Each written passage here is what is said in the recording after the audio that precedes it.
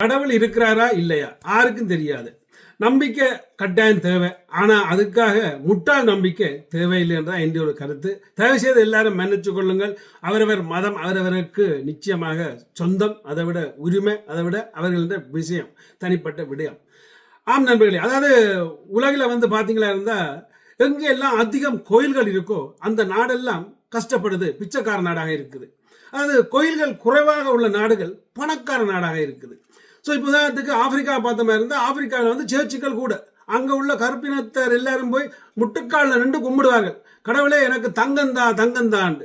ஆனால் இங்கே இப்போ பிரான்ஸ்காரனும் இங்கிலாந்துக்காரனும் அங்கே தான் தங்கத்தை தோண்டி இங்கே கொண்டு வரான். ஸோ அப்போ இதுலேருந்து அவர்களை முட்டாளாக்கி இவர்கள் பணத்தையோ இவர்கள் தங்கத்தையோ இங்கே கொண்டு வந்து சேர்க்கின்றார்கள்.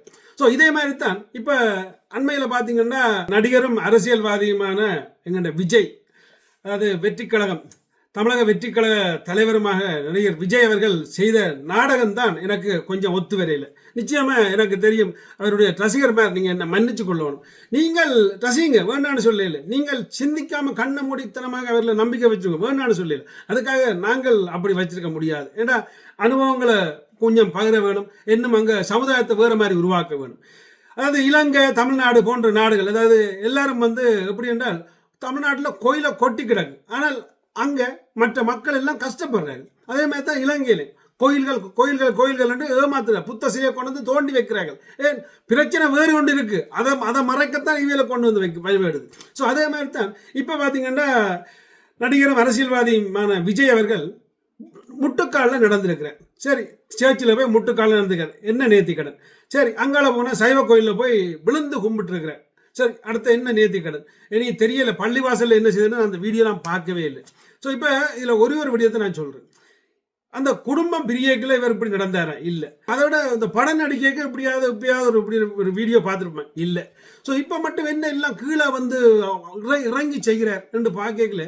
இதே ஒரு நடிகர்ன்றது ஆக்டிங்ன்றது உங்களுக்கு தெரியும். சொல்லப்போ விஜய் ஒரு நல்ல நடிகர், அந்த நடிப்பில் ஒரு ஆக்டிங் கொண்டு இவற்றை புத்திஜீவிகள் யாரோ சொல்லி கொடுத்துருக்காங்க.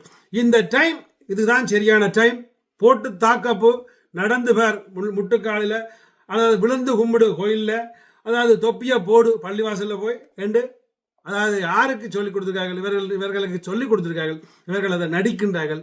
ஆனால் அங்குள்ள பாவப்பட்ட மக்கள் உண்மையை சொல்ல போனால் ஐயோ இவன் பாவி இப்படி செய்கிறானே என்று ஏங்கி தவித்து அந்த அனுதாப வாக்குகளை பெறறதுக்கு இந்த கூத்து என்றது எனக்கு மட்டும்தான் தெரியுது. நிச்சயமே நான் உங்களோட கூட சொல்லல, இது என்ன தனிப்பட்ட கருத்து, எனக்கு மட்டும்தான் தெரியுது என்றதில் மாற்று கருத்து இல்லை. நிச்சயமாக கடவுள் கும்புறது அவரவற்ற தனிப்பட்ட இது. ஆனால் இவர் என்னத்தை செய்யணும் என்றால், இவர் ஒரு நாட்டுக்கு, அதாவது தமிழ்நாட்டுக்கு தலைவனாக போறவர். நாளைக்கு இவ்வளவு மக்களையும் ஏதோ ஒரு வீரத்தனமாய் விடயத்தை காட்டி கொண்டு போய் சேர்க்க வேண்டும். இவர் ஏதோ ஒரு வகையில் கோலத்தனமான விஷயங்களை காட்டுறாரோ அல்லது முட்டாள்தனமான நம்பிக்கையில கொண்டு வந்து விதைக்கிறாரோ. இப்பவே கடவுளை நம்புங்கன்னு சொன்னா அப்ப அங்க என்ன அடுத்த கட்டம் நடக்க போகுது? தேர்தலில் முதலமைச்சரான பிறகு ஸோ அடுத்த கட்டத்தை நாங்கள் சிந்திக்க வேணும். ஸோ நான் முதல்ல சொன்ன மாதிரி கடவுளை காட்டாமல் இவர் ஒரு வேறு ஏதோ காட்டி இருந்தாருன்னா இது ஒரு வழி. உதாரணத்துக்கு சொல்ல போனால் அண்ணன் சீமான் எல்லாரும் மாடு மேய்ங்க ஆடு மேய்ங்க, உங்களுக்கு எல்லாம் அரசாங்க பென்ஷனும் உத்தியோகம், அது நியாயமான ஒரு திட்டம். இது வாங்க எல்லாரும் முழங்கால நடப்போம், அதாவது தமிழ்நாடு முன்னேறம் மட்டும் முழங்கால நடப்போம்னா முழங்கால் சீல் தேஞ்சு ஆக்கள் ஹாஸ்பிட்டலில் போய் படுக்க வேண்டிய. ஸோ இது என்ன பொறுத்தவரையில் இது வெறும் நடிப்புன்றதுல மாற்று கருத்து இல்லை. உங்களோட கருத்துக்களை மறக்காமல் எழுதுங்க, மன்னிச்சும் கொள்ளுங்க. நான் இதில் மற்ற ஒரு மதத்தை இழிவுபடுத்த இல்லை. நானும் சைவ மதம் தான், நானும் கிறிஸ்தவ மதம் தான், நானும் அந்த அல்லாதான், எல்லாம் சும்மா இல்லை, எல்லாம் கடவுள் தான். ஆனால் அதுக்காக பைத்தியம் இல்லை, இதுவல்ல எல்லாம் அளவோடு வச்சிருக்கணும். திருநூறு ரெண்டாலும் ஒரு கொஞ்சம் பூசிட்டு அவளான் தான். அதுக்காக திருநூறு தானே கடவுள் தானே கிள்ளி மூஞ்சியெல்லாம் அடிச்சு கொண்டு தெரிய நான் முட்டாள் இல்லை.